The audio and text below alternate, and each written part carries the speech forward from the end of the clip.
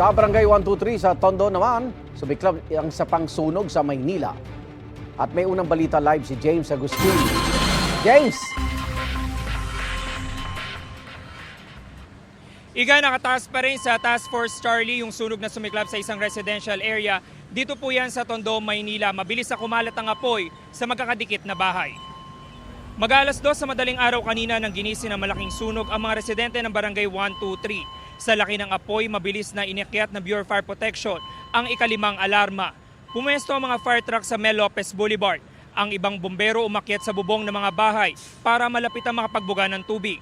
Bayanihan din ng mga residente sa pag-iigib ng tubig at pagsasaayos sa mga fire hose. Matapos lang ang 1.5 oras, kinailangang itaas sa Task Force Charlie ang sunog.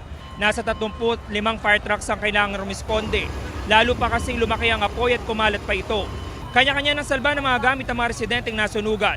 Mayroon ding walang nailigtas kahit kaunting damit.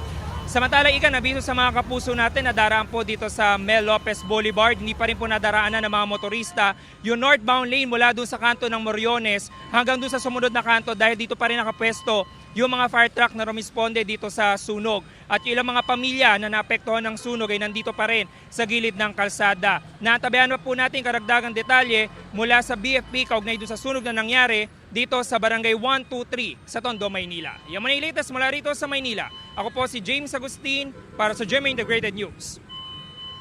Igan, mauna ka sa mga balita, mag-subscribe na sa GMA Integrated News sa YouTube para sa iba't ibang ulat sa ating bansa.